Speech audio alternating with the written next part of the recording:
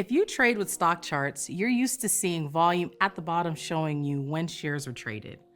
Volume profile is a technical indicator that shows you where or at what price volume occurred. It's like taking the volume indicator off the x-axis and putting it on the y-axis, letting you directly see how volume matches up with price. Analyzing patterns in these areas of supply and demand can help traders identify support, resistance, and potential buy and sell signals. I'm going to show you some of the ways traders find these signals for short-term stock trades using the thinkorswim desktop platform. Let's get started with an example of how to add the volume profile to a stock chart. First, I'm going to pull up a chart for United Health. This isn't a recommendation, just an example. In this video, we'll focus on short-term trading, so I'm going to change the chart to a 5-day, 5 minutes. Next, I'm going to add the indicator by clicking on the studies icon. While I'm here, I'm going to make some adjustments for short-term trading. I'm going to edit the study to get more data by focusing on the ticks. Then I'll create a volume profile for each day on the chart. Finally, we can overlap the profile with the price to get a different look at support and resistance. Now hang with me while I pull up the day I want to use for the example. I'll click on the thinkorswim platform on-demand feature that allows us to see a previous market day as if it was real time. I'll change the date to January 17th, 2025 at 10:45 a.m. I'll zoom in by going to a 1-day, 1-minute chart. We're finally set up. So let's break down the indicator. Each bar is called a node, and it tells you the number of trades taken at certain price intervals over the trading period. We set up the chart so that these nodes are generated by overnight and day trading sessions. The nodes create patterns that can help investors identify what types of trades to make. UNH is a symmetrical pattern because the bars have similar length and spacing above and below the red line. The red line is the point of control, or POC, which is the fair value price. This isn't the same as what fundamental analysts call fair value, but it's the price that has the most volume, suggesting it's the price that the majority of traders think is the best price for that time. The shaded space above and below the POC and between the two yellow lines is known as the value area. The default in the thinkorswim platform includes 70% of the trades. The upper yellow line is the high value line. When price is up here, the stock may be considered overvalued, which can act as resistance. The low value line suggests price is undervalued and may act as support. UNH rallied on the open, which is where the shading changes at the vertical line.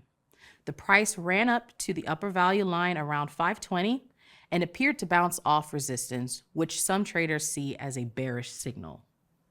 Traders expect the point of control to act as a magnet that pulls the price. When the price moves away from the POC, the expectation is that the price will eventually move back to it. Here's something to consider before we talk about our example trades. Many traders avoid the first hour of trading because it tends to be volatile as new orders pour in and are filled. Our example picks up about 75 minutes after the open.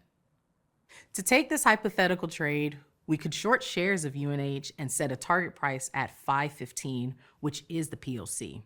The lower level of 508 could also be a target, although there's a lower likelihood of the price hitting it. We may also consider an exit above the high value point as a way to cut losses if the stock rallied. I'll move the time up an hour. UNH went the wrong way by rising to 521.85. A trader may close the trade here for a loss depending on their trading plan. Notice that POC is $3 higher at 518.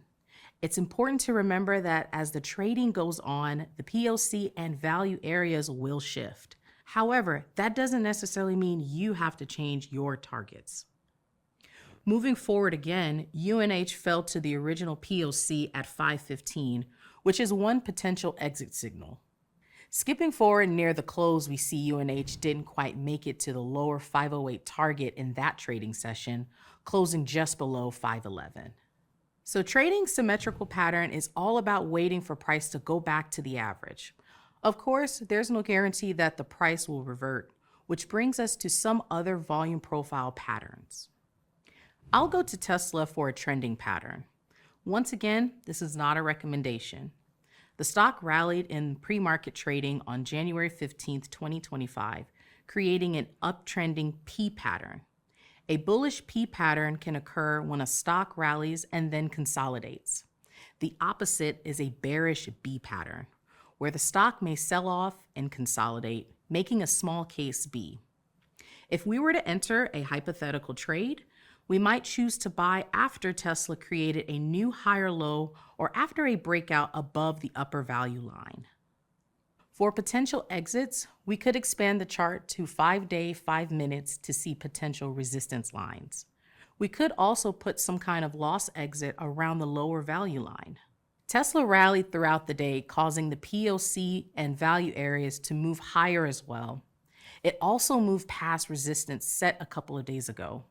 However, if we didn't plan an exit, we may have given up the gains the next day when the price fell again.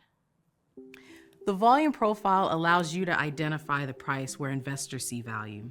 There are other ways and patterns you can learn to trade. Consider practicing with the volume profile using the paper money feature on the Thinkorswim platform before adding your own money to the volume bars.